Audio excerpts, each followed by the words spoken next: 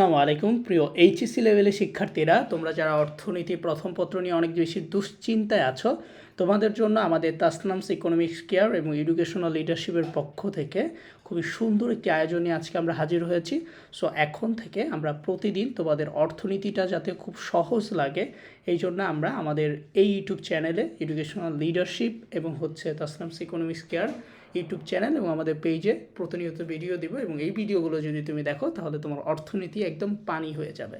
So আজকে আমাদের কিছু সংখ্যক গুরুত্বপূর্ণ অর্থনীতিবিদ পর্ব নাম্বার 1। সো এই পর্বে আমরা একটা গুরুত্বপূর্ণ অর্থনীতিবিদ নিয়ে আলোচনা করব এবং তার থেকে বিগত সালগুলোতে যে প্রশ্নগুলো আসতে পারে বা এসেছিল এবং সামনে যে পরীক্ষায় যে প্রশ্নগুলো আসতে পারে সেগুলো আমরা জানার চেষ্টা করব। সো আজকের এই পর্বে আমাদের 1 নম্বর আমরা অ্যাডাম স্মিথ সম্পর্কে জানব।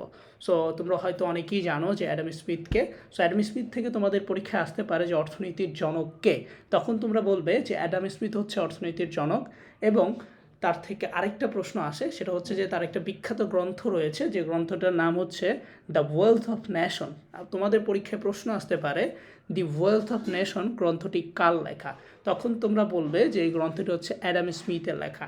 দেন তোমাদের প্রশ্ন আসতে পারে দি ওয়েলথ অফ নেশন এই গ্রন্থের মধ্যে তিনি একটা বিখ্যাত উক্তি করেছেন, সেই উক্তিটি হচ্ছে economics is the science of wealth. অর্থাৎ এই উক্তিটি যদি আমরা একটু বাংলা করি তাহলে আমরা দেখতে পাই তিনি বলেছেন অর্থনীতি হচ্ছে সম্পদের বিজ্ঞান।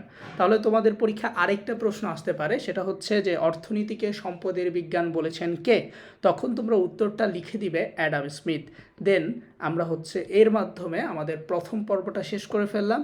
ইনশাআল্লাহ আমরা এর পরের ভিডিওতে আমাদের আরেকটি গুরুত্বপূর্ণ অর্থনীতিবিদ সম্পর্কে নিয়ে হাজির হব। সো এই ভিডিওটি যদি তোমাদের ভালো লেগে থাকে তাহলে অবশ্যই তোমরা কমেন্ট করে জানাবে যে তোমরা পরবর্তী ভিডিও চাচ্ছ কিনা। আসসালামু আলাইকুম ওয়া রাহমাতুল্লাহি ওয়া বারাকাতুহু।